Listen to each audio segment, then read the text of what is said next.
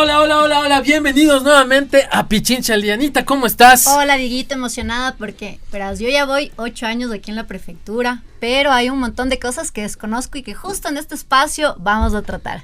El día de hoy tenemos un gran invitado, Santi Zurita. Haga los honores. Nos acompaña pues, Santiago Zurita, él es secretario del Consejo Provincial de Pichincha. Bienvenido. ¡Bienvenido! Gracias, muchas gracias, Dieguito, Anita, un placer saludarles a todas las personas que también nos acompañan.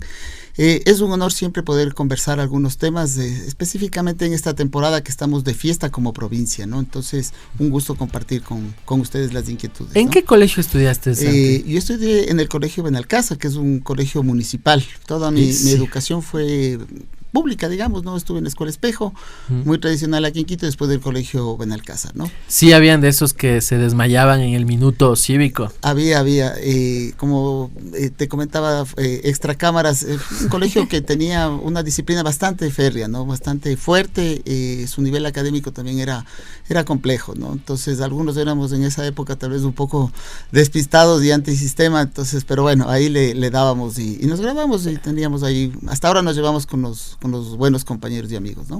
Pero siempre había el que se desmayaba y el que se derretía bajo el sol. Al que le sacaban porque estaba con el cabello largo, además. Siempre había, como te decía, el tema del cabello. Si tú tienes el cabello largo, el primer día, el lunes del mes, te revisaban. Y no te dejaban entrar a clases si no estabas te regresaban a la casa y después contrataron un peluquero, ¿no? Entonces ahí el colegio mismo te hacían todo pasar. Pagado.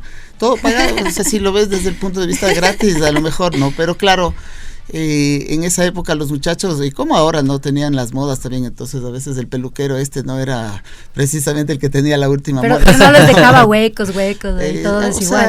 A veces eran experimentos que hacían con nosotros. Hoy en día te cortas con menos frecuencia. Sí, ya un poco estamos más calvitos, entonces nos toca ahí mantener lo que tenemos, hermano. Pero bueno, todo esto porque de alguna manera esos momentos solemnes, digamos, del minuto cívico, los lunes en el colegio, eran de suma importancia. Y hoy en día en la prefectura de Pichincha tú eres el secretario del consejo, ¿no es cierto? Y estás siempre inmerso en las sesiones solemnes. Pero hay una gran diferencia entre prefectura y consejo provincial. Usualmente cuando yo me subo en un taxi, yo le digo, lléveme por favor a la prefectura de Pichincha. ¿Dónde es eso? ¿Dónde es eso?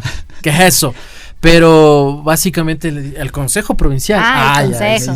Pero hay una gran diferencia. ¿Cuál es esa, Santi? Sí, bueno, nuestra Constitución y el COTAD establece diferentes niveles de gobierno, ¿no? Entonces tenemos el gobierno central, el gobierno nacional, y tenemos los gobiernos seccionales, ¿no? Entonces están las prefecturas, están los municipios y las juntas parroquiales. Cada gobierno, digamos, tiene su ejecutivo, ¿no es cierto?, que es la persona que lidera, que implementa las políticas públicas, ¿no es cierto?, que en materia electoral inclusive presentan un plan de trabajo ante el Consejo Nacional Electoral. Y cada nivel de gobierno asimismo tiene un legislativo. Entonces el legislativo, en el caso nacional, ¿no es cierto?, está la asamblea, que es la que genera las leyes y hace la fiscalización del gobierno central. Y en el caso de las prefecturas está el consejo provincial, en el caso de los municipios está el consejo cantonal, que está conformado por los concejales, y en la junta parroquial inclusive tienes un presidente de la junta y tienes 5 vocales, ¿no?, que van generando ordenanzas específicamente de acuerdo al ámbito de sus competencias, y también obviamente el tema de la fiscalización. Tal vez comentarles que hasta antes del año 2010, digamos, los consejeros eran electos por el voto popular, ¿no? Entonces, pero con la reforma constitucional y con el COTAD, ¿no es cierto?, ahora los consejeros se eligen, son los alcaldes, digamos, en primer término, ¿no es cierto?, los alcaldes de cada uno de los cantones de la provincia.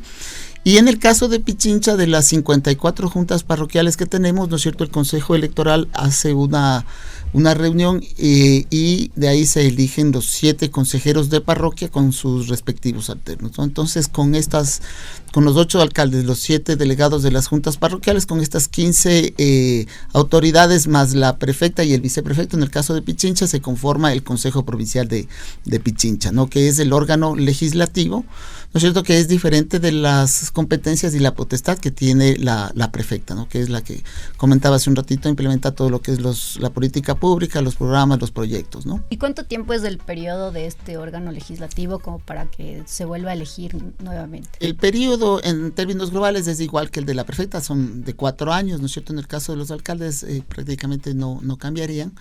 Y por un tema de alternabilidad, la ley dice que cada 2 años los consejeros de parroquia tienen que renovar esos 7 delegados, ¿no? Precisamente ahora, en junio, seguramente el Consejo Nacional Electoral va a reunir a las 54 juntas parroquiales y nos remitirá formalmente estos nombres de estas 7 personas, de representantes de las juntas parroquiales, para constituir la Cámara de aquí hasta 2 años más, que ya terminaría el periodo actual, ¿no? ¿Qué significado histórico tiene las sesiones solemnes? La sesión solemne, por lo general, y bueno, tal vez en provincias tal vez un poco más pequeñas o en ciudades, es como un espacio ideal para reconocer y rememorar un poco lo que ha pasado, digamos, ¿no?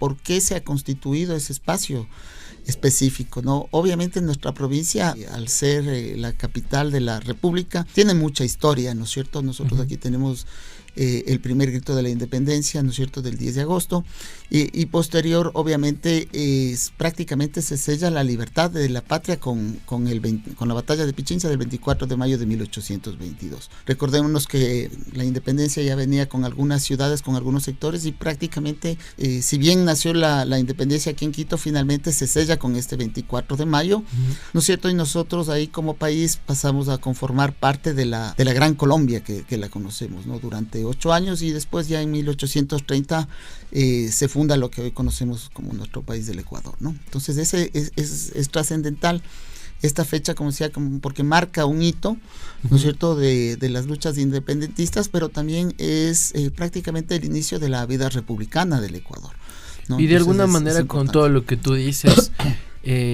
podemos decir también que esta sesión solemne nos acerca a esos simbolismos, ¿no es cierto?, para de alguna manera sentirnos, tener esta identidad en general, sí, no solamente por el país, sino también como pichinchanos. Por supuesto, es un espacio, como comentaba, propicio para que todo el mundo recuerde esta gesta libertaria, pero también un poco para ir generando esta identidad, ¿no? Más allá de la batalla. Más allá de la batalla. Tal vez comentarte, nosotros ahora estamos en los 203 años de la batalla, pero son 200, el próximo mes, en el mes de junio, vamos a cumplir 201 años como provincia. En la Gran Colombia se expidió la ley de límites de esa época de la Gran Colombia, ¿no es cierto?, en donde se genera la provincia de Pichincha, entre otras más, ¿no? Entonces es de las más antiguas, si tú quieres, ¿no? Entonces en otros sitios las fiestas de provincialización son muy fuertes. Nosotros también aquí en Pichincha hemos tratado de mantener siempre nuestra sesión solemne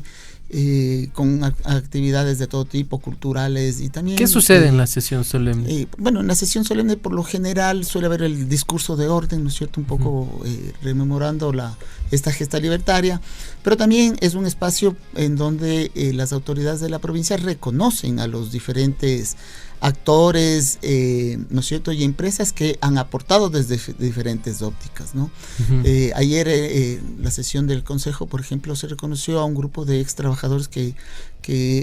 y funcionarios que habían fallecido hace algún tiempo, pero en ellos se reconocía el trabajo que realmente hace todos los compañeros que laboran en la prefectura, ¿no? Especialmente que estamos siempre al pie del cañón en todo lo que es emergencias, apoyo a las juntas parroquiales y a los municipios, pero también se reconoció a otros actores, ¿no? Por ejemplo, a deportistas muy jóvenes, a empresas que trabajan con responsabilidad social, a gente que está trabajando en temas de ciencia, tecnología e innovación, e inclusive también se hizo un reconocimiento a agencias de cooperación internacional que están trabajando con nosotros por promover los derechos, ¿no es cierto?, y disminuir los temas de desigualdad, que creo que es el derrotero que nos debe llevar, ¿no? Y durante la sesión solemne, ¿qué simbolismos se mantienen o tradiciones se mantienen? Porque algo que suele estar siempre presente es, por ejemplo, el himno a Pichincha, Por supuesto. Se da esa situación. Por favor, ¿Tú qué cántanos sabes el segundo completo párrafo. La tercera estrofa del segundo párrafo. Pero también los compañeros del área de cultura siempre están generando piezas culturales, musicales, ¿no es cierto?, en referencia a estas fechas.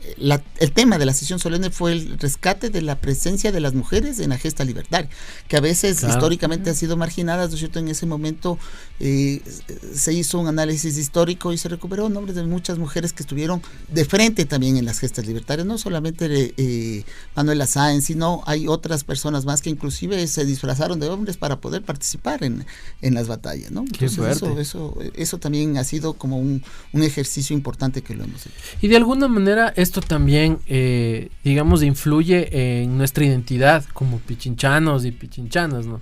Usualmente, por ejemplo, cuando vas al Guayas, dices, me voy al Guayas, o me voy al Manso, ¿no es cierto? Y en general la gente en el Guayas tiene muy marcado y es muy orgullosa, tema, ¿no? Es muy orgullosa. Yo soy guayaco. Pero no siempre dices, me voy a Pichincha. Sí, tal vez un poco lo que también hay que comentar es que la geografía de nuestra provincia también nos hace súper diversos, ¿no? Nosotros tenemos 3 cantones del noroccidente que tienen una dinámica de comercio, una dinámica cultural, inclusive. Claro, internamente en la provincia tienes diferente a lo que viven, por ejemplo, los 2 cantones, no tanto Pedro Moncayo como Cayambe, ¿no es cierto? Donde tú tienes otra dinámica, tienes una presencia de pueblos ancestrales bastante fuertes, ¿no es cierto? Municipios incluso que se declaran plurinacionales, ¿no es cierto? Pluriculturales y trabajan en función de esas políticas, ¿no? Ajá. Y obviamente también tienes una ciudad de Quito. El viento y el clima de Cayambe. El páramo, ¿no es cierto? Estás hablando de más de 3,000 metros de altura, buena parte del cantón. Y obviamente también en el caso de Rumillago y Mejía, que están muy circundantes a Quito, que también tienen su propia dinámica. Y Quito, que es una ciudad bastante diversa, ¿no es cierto?, que es el centro de migración, bueno, yo diría que no solo nacional, sino también de la región, en donde tiene una dinámica propia. Tienes vos incluso un análisis diferente de lo que pasa en el sur de Quito, lo que pasa en el norte y ahora lo que está sucediendo en los valles, ¿no? Entonces es una diversidad que a veces a mi criterio ha dificultado que esta identidad más provincial se vaya consolidando, o tal vez con una mayor rapidez, ¿no? Porque tienes toda esa diferencia. De hecho, hablábamos de Cayambe, pero si te vas al noroccidente, o sea, en poco tiempo ya estás en un clima tan cálido que puedes estar hasta entrar a uno de los ríos del noroccidente, que son bien calientitos, que pican los moscos. Nosotros tenemos el recinto de La Sexta en el cantón Puerto Quito, que realmente me parece que está a 300 metros de altura. Es un valle muy muy caluroso. Claro. O sea, yo incluso creo que es más hace más calor que qué sé yo, que en Esmeralda, de alguna cosa así. ¿Y cómo consideras tú que la prefectura está aportando en la construcción de esta identidad de ser pichinchano, de ser pichinchana? Nosotros hemos a través de la Dirección de Cultura y de otras direcciones, pero quiero referirme a este proyecto de cronistas locales, ¿no es cierto?, donde se hizo un trabajo en las diferentes parroquias para ir conociendo la identidad, digamos, la historia de cada una de esas parroquias, ¿no es cierto?, y eso se ha ido generando. Entonces también es ir reconociendo lo que ha pasado anteriormente en nuestra historia, desde el tema de la exclusión, desde el tema de la marginalidad, porque también a veces la historia solo le escriben las élites, ¿no es cierto?, las personas que han tenido un nivel socioeconómico alto, y tal vez estas otras historias que van construyendo nuestros tejidos sociales no son reflejadas. Entonces, por ejemplo, tuvimos un proyecto específicamente para avanzar en ese tema. Y también, obviamente, el tema de las demostraciones de los espacios culturales, ¿no? El año pasado nosotros reconocimos todo lo que es las yumbadas aquí de Pichincha, ¿no?, como una expresión cultural muy propia de los ancestros nuestros, ¿no? Entonces creo que por ahí va. Y obviamente en otras áreas también se va fortaleciendo, ¿no?, el tema gastronómico con el tema turístico. Tenemos la empresa y bueno, la ciudad mitad del mundo, para ser más específico, ¿no es cierto?, que es un centro cultural, no solamente del país, ¿no? sino de la región, ¿no? Entonces ahí hemos ido incorporando algunos elementos que van fortaleciendo la identidad de Pichincha. Por ejemplo, en gastronomía, a los que nos encanta comer, ir a las huequitas, ¿qué podrían pensar ustedes al hablar de identidad de Pichincha en gastronomía? Hay bastantes cosas en Pichincha. Tal vez hay uchufaco en el cantón Cayambe, ¿no es cierto? Uchufaco. Es una crema, ¿no es cierto? Ahí bastante de harina de 7 granos. De 7 granos y más el cuy, que es muy tradicional en la sierra. Pero tenemos lugares que han trabajado específicamente en algunos temas, ¿no? Por ejemplo, en Guayabamba tú encuentras el locro.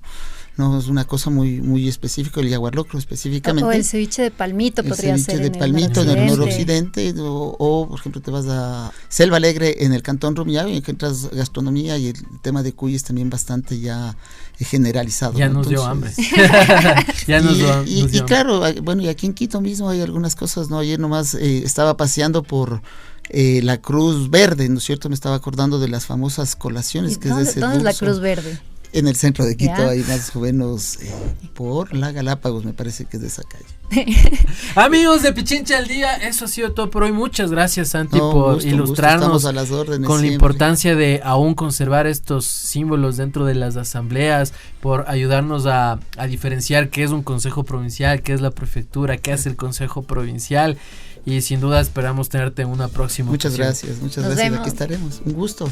Hasta la próxima. ¡Bravo!